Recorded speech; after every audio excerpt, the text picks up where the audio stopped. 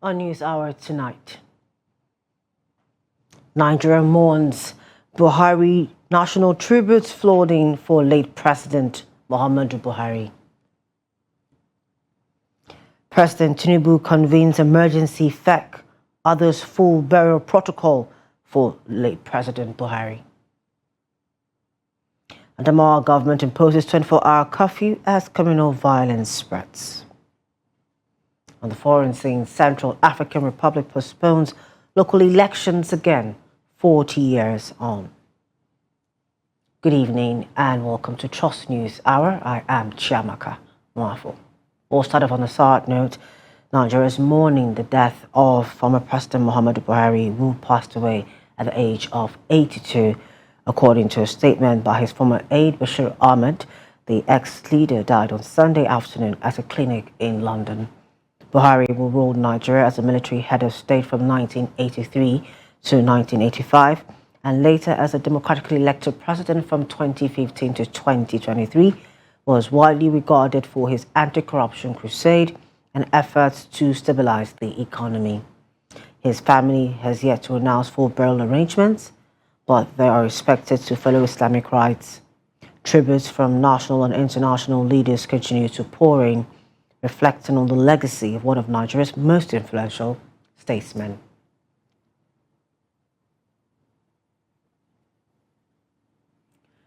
Former President Muhammadu Buhari has died in a clinic in London, United Kingdom at the age of 82.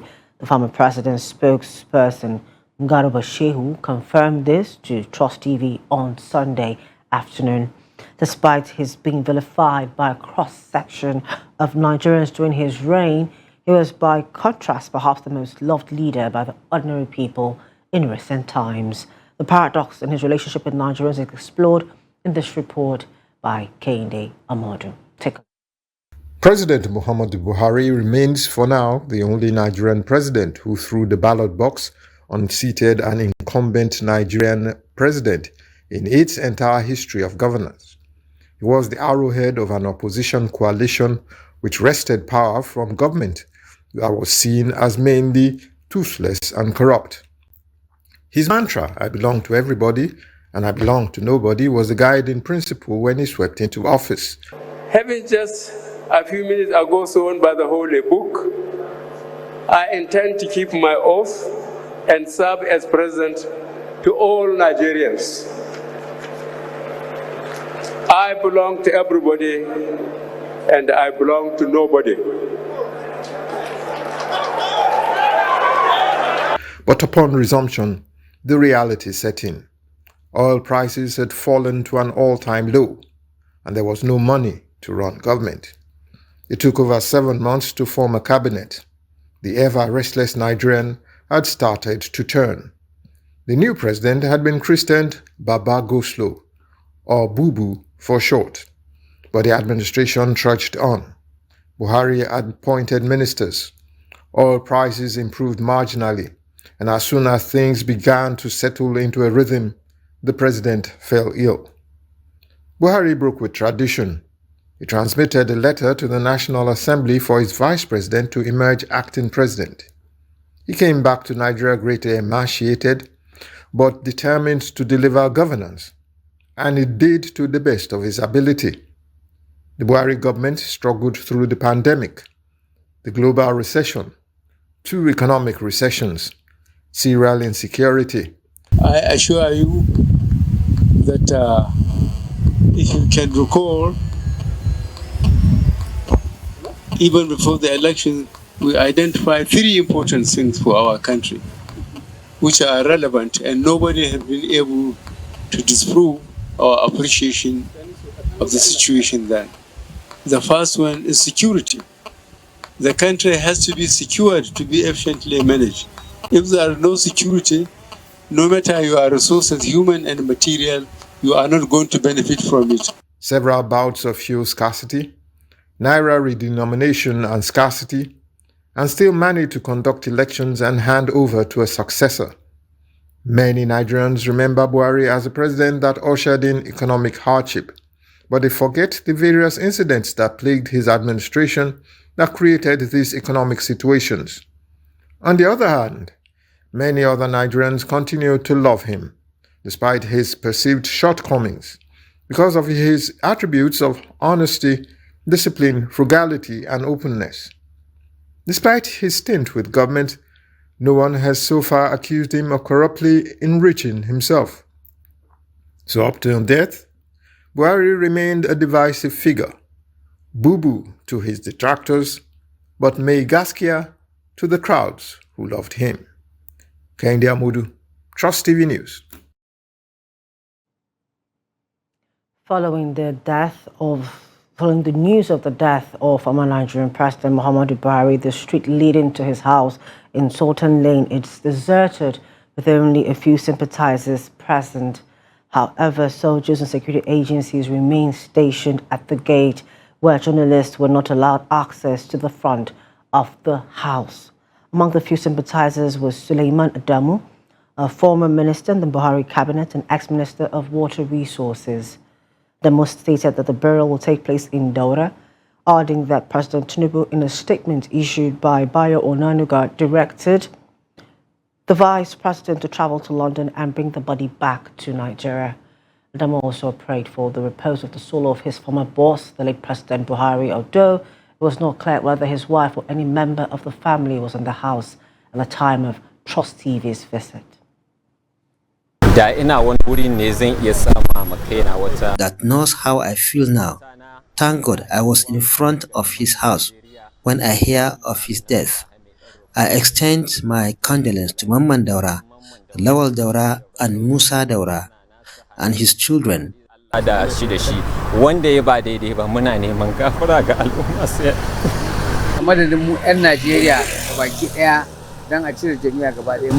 One must taste death. We are shocked and devastated with his death.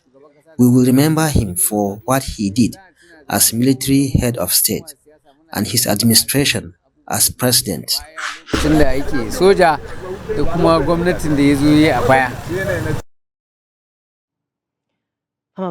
Former President Olusegun Obasanjo has described as a great loss the demise of the former President Muhammadu Buhari today.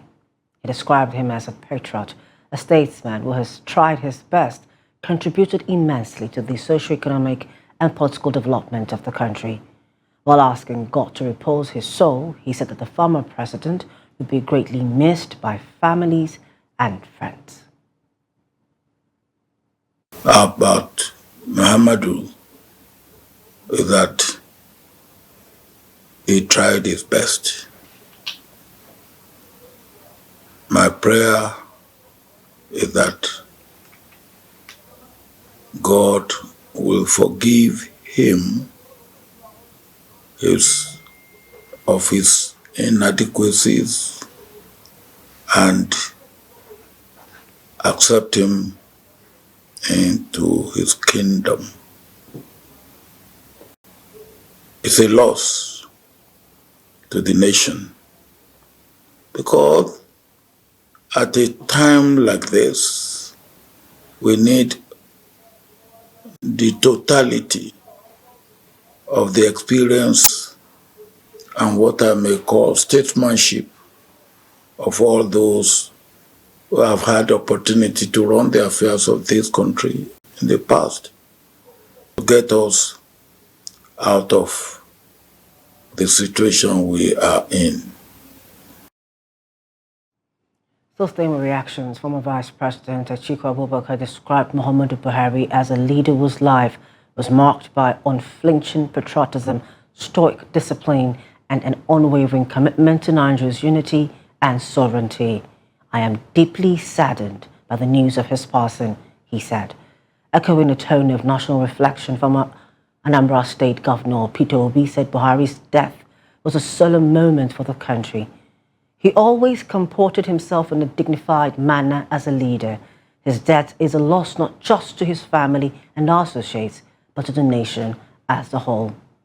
Director General of the World Trade Organization, Ngozi Okonjo-Iweala, expressed personal grief, writing, quote, I am so very sad. May the soul of His Excellency Muhammadu Buhari rest in perfect peace. My deepest condolences to the entire Buhari family and his close aides and associates. End of quote. Bauchi State Governor Bala Mohammed praised Buhari's legacy, saying President Buhari was a great leader who served Nigeria with commitment and a deep sense of duty. His contributions to national development and his steadfastness in leadership will be remembered.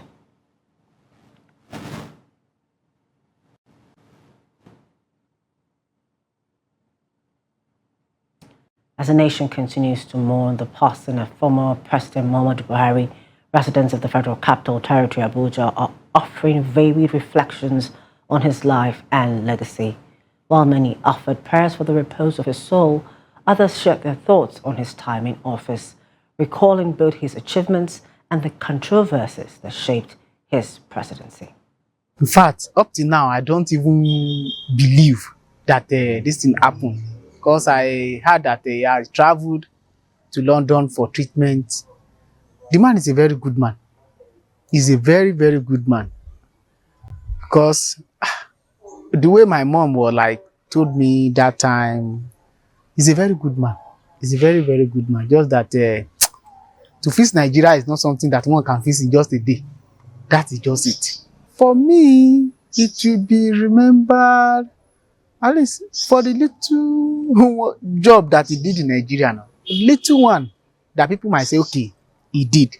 But this kind of loss that we have, we can't describe it. It's a big loss for our country. He's a person that loves our country, and his love for this country is everybody that if you are deeply know what you are doing, you know that this man is loved, and this country is very, very deep.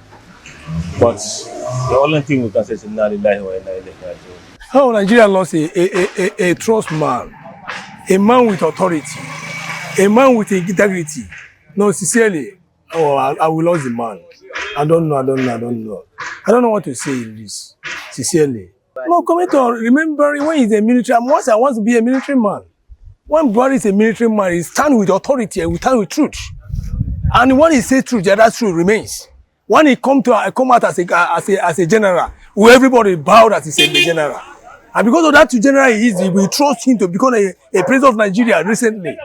Buhari's stewardship as the president of Nigeria, as they were saying generally, there is no any bad government and there is no any good government. Based of my assessment, in one way or the other, I will give him like 45% stay in office. But the reason why I say I will give him 45% is number one, during his government, he started well, which everybody think that everything is going to go well. Along the line, based on my perception, along the line, he fell woefully. Yes, the only thing that I can say Nigeria should learn from his personal life is that, you know, as I said earlier, when he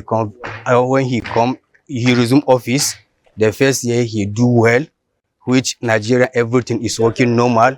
So that is what I would like anybody that will come to think and to maintain that thing, to go from how he started to the end.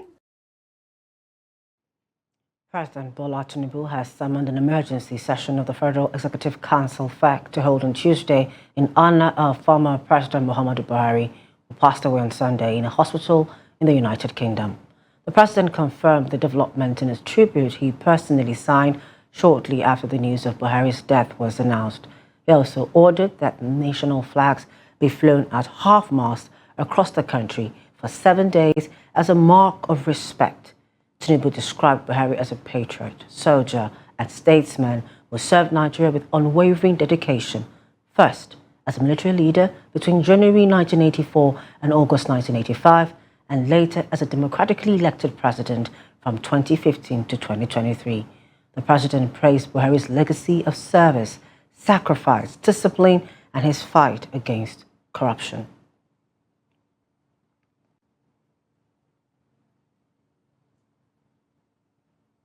Meanwhile, President Bola Tinubu has ordered flags at half-mast or half-staff as a mark of respect for the immediate past President Muhammadu Buhari. Flying a flag at half-staff or half-mast is a symbolic gesture of mourning, respect, or distress, often following the death of a prominent figure or during national tragedies. The flag is lowered to a position below the top of the flagpole, leaving space above it, which some believe represents an invisible flag of death.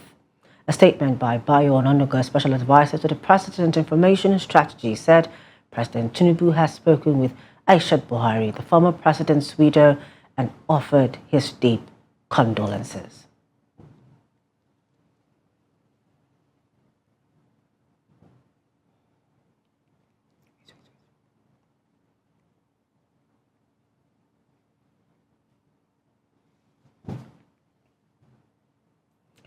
Joining us via phone now to tell us happenings and developments in the Katsina home state of the late president is Abdullah Yamadi.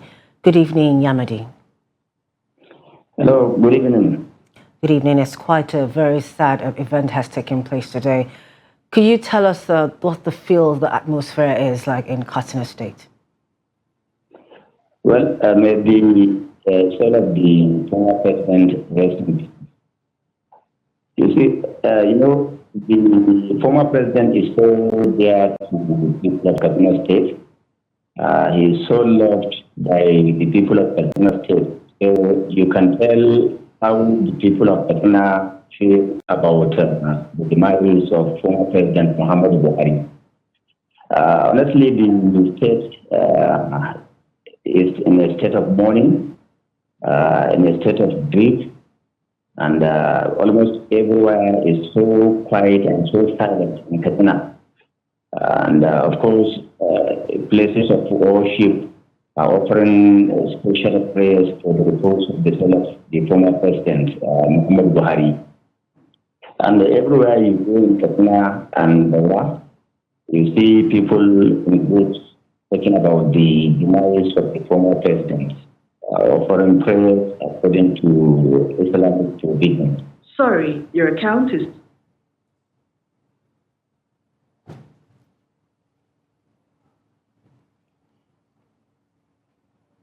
Just along to News Hour on Trust TV. Still to come. Delta artisans worried as youth shun apprenticeship. The story and more when we return. Please do stay with us.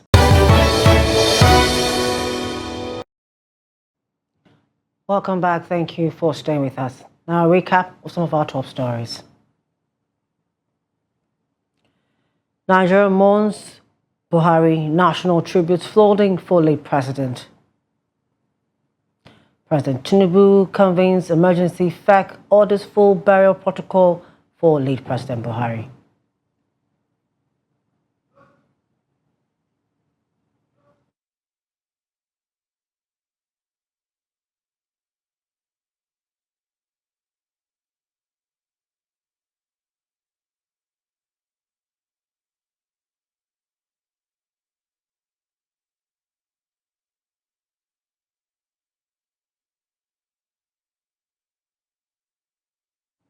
The death toll continues to rise in the ongoing communal conflict between the Bachama and Chobo communities in Adamawa State, prompting the state government to declare a 24-hour curfew in Lamrode local government area.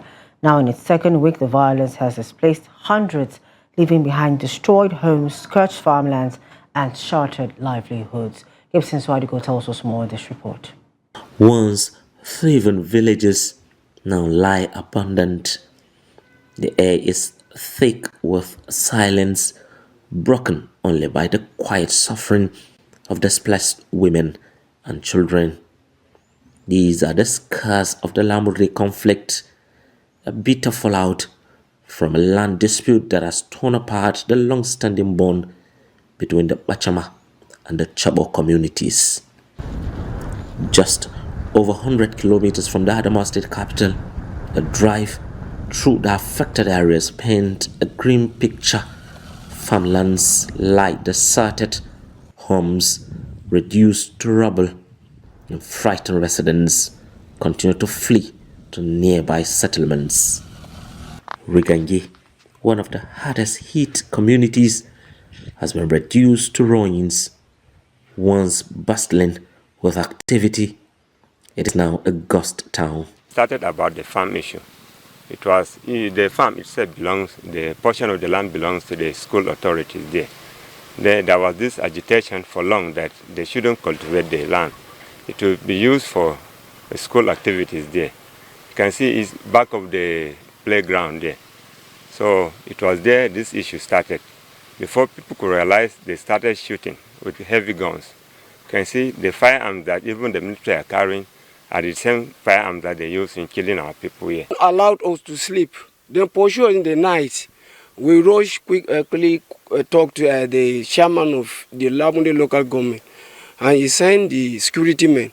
When the security men go and this thing was starting, we think whether it's joking. So from there, we see this thing is moving.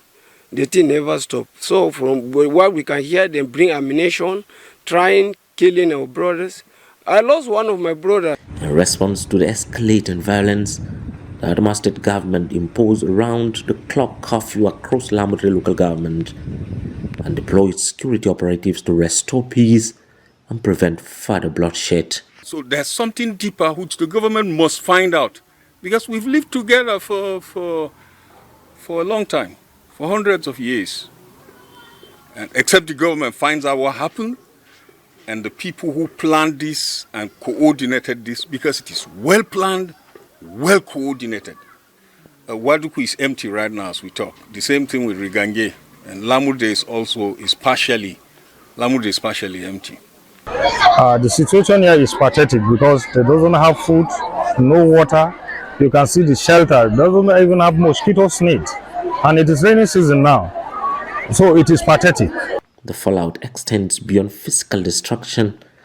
Farming activities have come to a halt, and the threat of food shortages now looms large over the region. As the government races to contain the crisis, community members are calling for dialogue, justice, and long-term solutions to prevent future clashes. Gibson Soadgo, Trust TV News, Yola.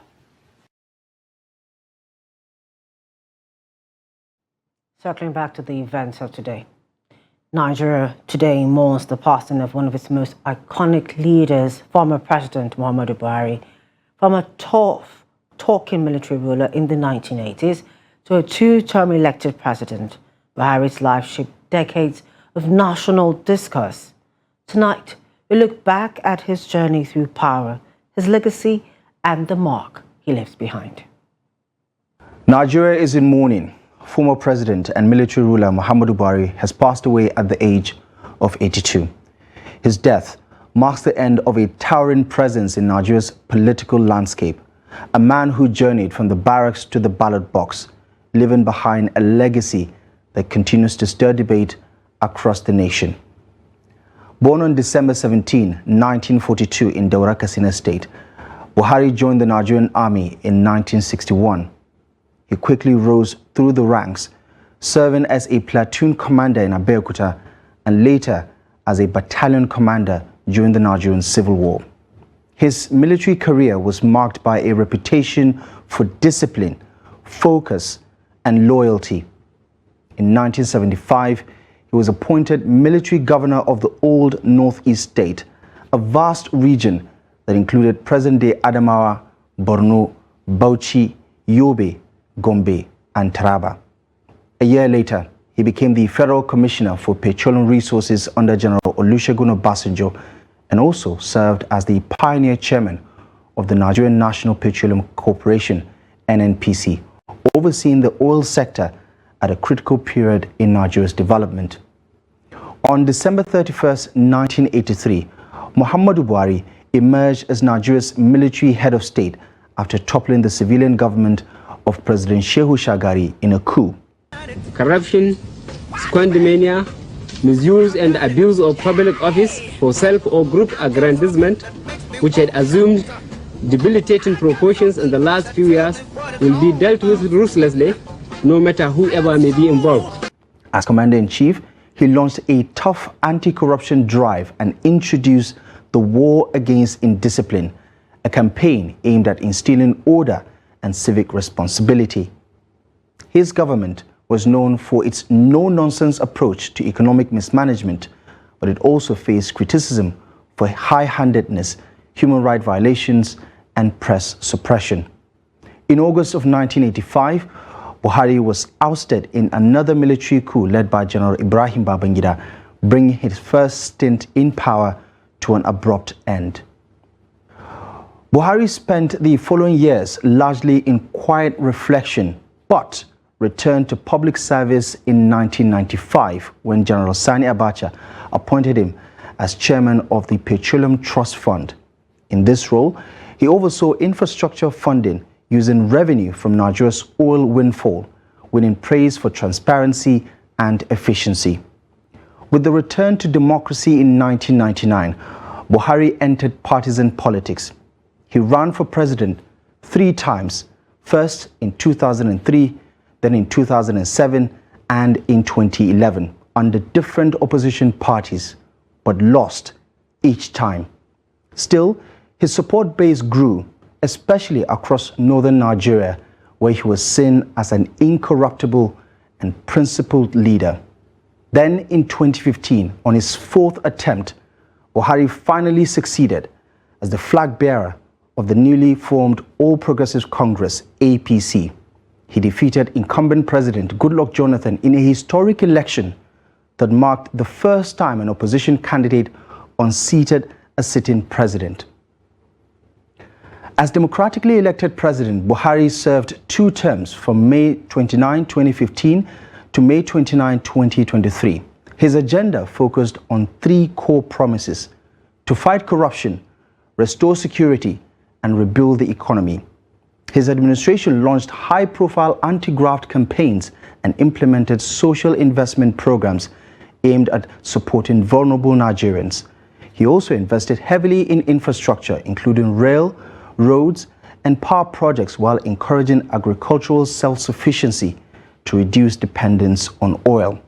However, his leadership was not without controversy. Critics accused Buhari of nepotism in federal appointments and of being too slow to respond to urgent national crises. The economy slipped into 2 recessions during his tenure, and public frustration grew over inflation, unemployment, and declining living standards.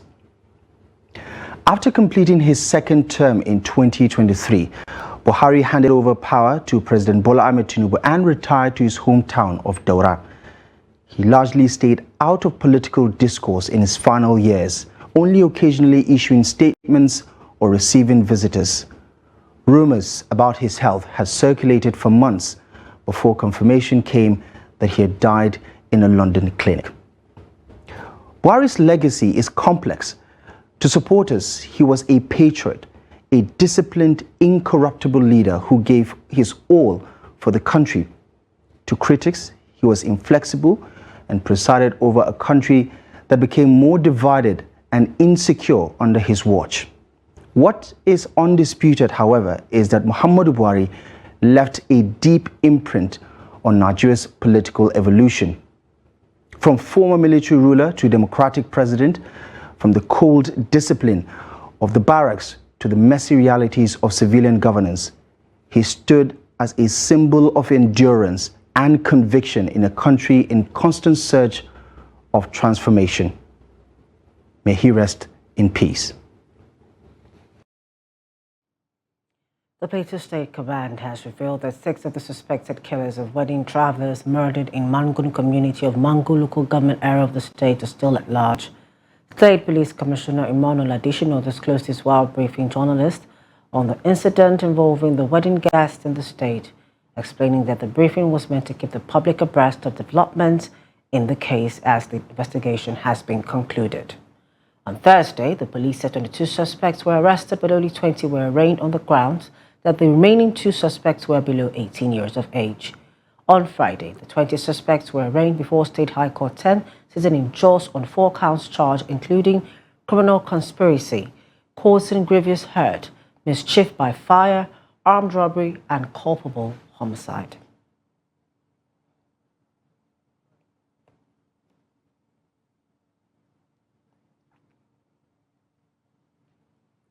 The National Drug Law Enforcement Agency, NDLEA, has destroyed over 28,000 kilograms of skunk and 3 cannabis farms in the Ewere Izube forest on one West local government area of Edo State. According to the NDLA's Director of Media and Advocacy, Femi Babafemi, the destruction took place on July 8 and covered an 11-hectare farm. An additional 82 kilograms of processed cannabis was also recovered. NDLA operatives came under gunfire from armed cartel members while exiting the forest but managed to repel the attack.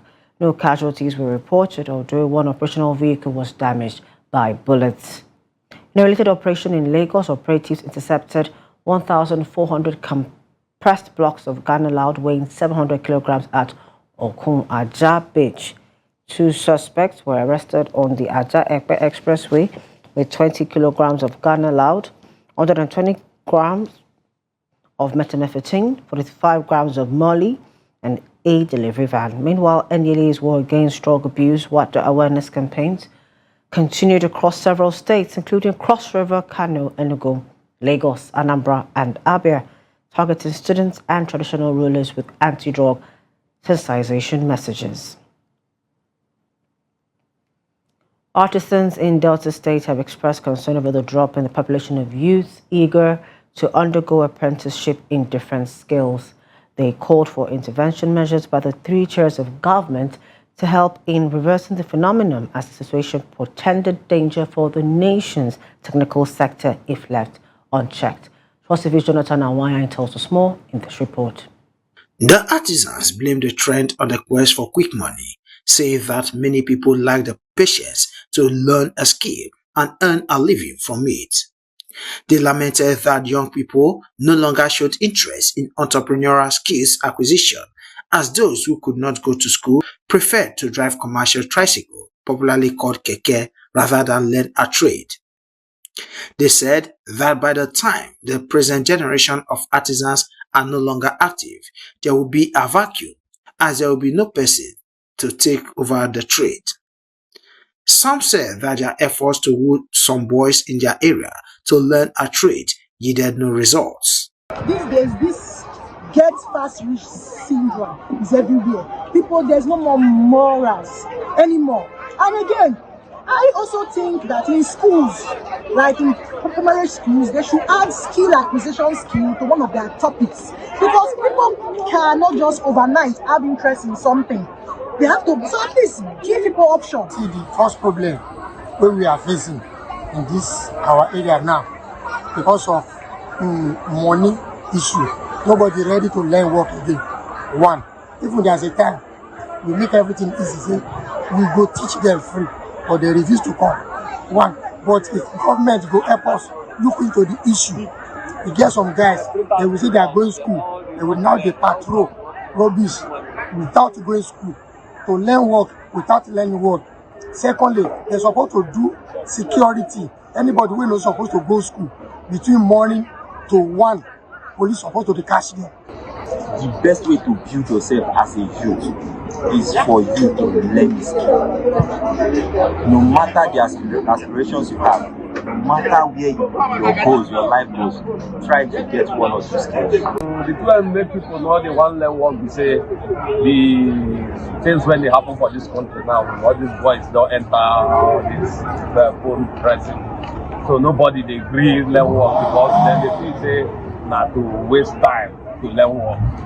So like we the parents and we the chairman, they always advise, even one time we make a free donation. Say anybody who want to work, make it come, we teach and work for free. But since all that time, we never see anybody. The artisans who agreed that the trend was more prevalent among the male youth also regretted that the lack of interest in apprenticeship had left many of them to work alone, thus making their job stressful. Jonathan Awanyai, Trust TV News, Asaba. Lagos residents say the removal of fuel subsidy has not improved the economic situation of the country, but rather worsened it. According to them, the present administration's economic reforms and policies have not impacted positively on the business landscape of the nation. Here's more in this report. The removal of fuel subsidy is seen as one of the most significant decisions taken by the present administration. However, many citizens, particularly residents of Lagos State, believe that this economic reform by President Bola Tinubu has not positively impacted on the business landscape of the nation, but rather it has made life increasingly more difficult for the ordinary citizen. The present administration of President Bola Ahmed Tinubu recently passed the Tax Reform Act. But before passing that act, we are all aware of the fact that the government removed what we call fuel subsidy. Now, for removal of the fuel subsidy, the prices of commodities and goods in the country rose dramatically. Therefore, making many rich people to be of a middle class citizen and making many poor people to be poorer. However, there is one important advantage of removing fuel subsidy, which is it eliminates corruption and blocks a huge way of siphoning the country's money. I believe economy should impact the common man, and it should tell in the cost of living and the cost of doing business and the avenue of doing business, which you can all see that it has not been good, it has not been fair. Looking from the previous administration to this administration, we can't say we have improved economic-wise or the impact. So, to me, it has not been a good one. Things are just getting more expensive and they're not getting better, you know. So we're hoping that things will get a little bit better, but from looking at how things are going, I would say that things are not getting better, and they are not really feeling the impact of the removal of fuel subsidy, and the purpose for which it was removed is not really felt in the economy. So I would say things are getting harder for especially those who are salary earners. The economic policy will affect business in Nigeria, and the government have to look to it. We need foreign investors to come in to invest in our economy, and we need to go into production. For now, we are not producing anything, and that's why dollar skyrocketed. Many Lagos residents said the cost of living and the exchange rate were more favorable to citizens when the subsidy was still in place. You're also watching News Hour on Trust TV. Business, foreign, sports when we return. Please stay with us. Welcome back. Thank you for staying with us. Let's get to business. The International Monetary Fund has warned that climate-related shocks could worsen Nigeria's economic and fiscal stability. Its 2025 report highlights rising sea levels and extreme weather as key threats to growth, public finances, and the financial sector, especially in coastal cities like Lagos. These impacts are expected to strain infrastructure, reduce tax revenue, and increase pressure on public spending. Nigeria's debt rose to 2.3% of GDP in 2024, driven by rising borrowing needs and a weaker naira. Debt servicing also climbed to 4.1% of GDP, fueled by high interest payments and fresh loans. The IMF called for stronger climate adaptation, economic diversification, and improved revenue mobilization to reduce future risk. The Nigerian Economic Society has encouraged Nigerians to harness the promising economic prospects likely to flourish in the third quarter of 2025. The chairman of NEST, Oyo State Chapter, Alaruddin Aminu, stated this in a statement made available to journalists on Saturday. Experts have predicted that the gross domestic product, GDP, will grow by 3.4%, boosted by a new domestic refinery and increased oil production. A recent report by Acosto & Co., a leading financial advisory firm, projected a moderation in inflation rates in the third quarter of the year. According to the report, the anticipated decline in inflation is expected to bring stability to the naira. Aminu, in his response to the predictions, emphasized the importance of productivity across key areas, including the service, digital, and agricultural sectors. He noted the booming digital economy and urged local youth and entrepreneurs to dive into this lucrative field. Away from Nigeria, local government elections in the Central African Republic have been postponed yet again, extending a wait that has lasted nearly 4 decades. The vote, originally scheduled for August, will now be held in December alongside legislative and presidential elections. Authorities in the Central African Republic say logistical challenges and delays in mobilizing funds are behind the latest shift in the electoral timetable. This would have been the first time in almost 40 years that citizens were heading to the polls to elect local representatives. President Faustin Achanje Tordera, who has led the country since 2016, initiated a biometric voter registration drive last year in hopes of modernizing the electoral process. But members of the opposition are calling for more than just new timelines. They want a complete overhaul of the electoral authority and a direct dialogue with the president to restore trust. Iran has signaled its readiness to return to nuclear negotiations with the United States, but only if it receives firm assurances that future talks wouldn't lead to further attacks. Development follows weeks of rising tensions in the region. Iranian Foreign Minister Abbas Araghchi said Saturday that Tehran is open to resuming stalled nuclear negotiations, but only the United States and its allies can guarantee that military attacks on Iran will not be repeated. Speaking to foreign diplomats in Tehran, Araghchi referenced the recent Israeli bombardment of Iranian nuclear and military sites, as well as the U.S. airstrike on June 22nd, which severely damaged several nuclear facilities. He warned that such incidents have made a diplomatic solution more complicated. And sports, Nigeria and Africa's sole representative at the just concluded World Boxing World Cup, Patricia Mbata, says getting a bronze medal for Nigeria at the Global Fiesta would motivate her to keep pursuing her dreams of reaching the pinnacle of her boxing career. The British-born Nigerian boxer who got a gold medal at the last All-African Games in Ghana in the 75 kilograms fought in the 70 kilograms category and ended with a bronze medal at the World Boxing Cup, which was held in Kazakhstan, Astana, from June 28 to 7 July 2025. Mbata got an impressive 5-0 win over Poland's Alexandra Cherek in the quarterfinals to get to the semifinals, but narrowly lost her semifinal fight before going ahead to clinch the bronze medal. The Paralympic Committee of Nigeria has officially opened camp in Lagos for para-athletes as preparations intensify ahead of several international championships. The move, backed by the National Sports Commission, NSC, aims to ensure early readiness for upcoming global competitions, including the World Para Championships in Santiago, Chile, the Para Athletics Grand Prix in India, qualification events for the World Para Table Tennis Championship, wheelchair basketball, and para swimming.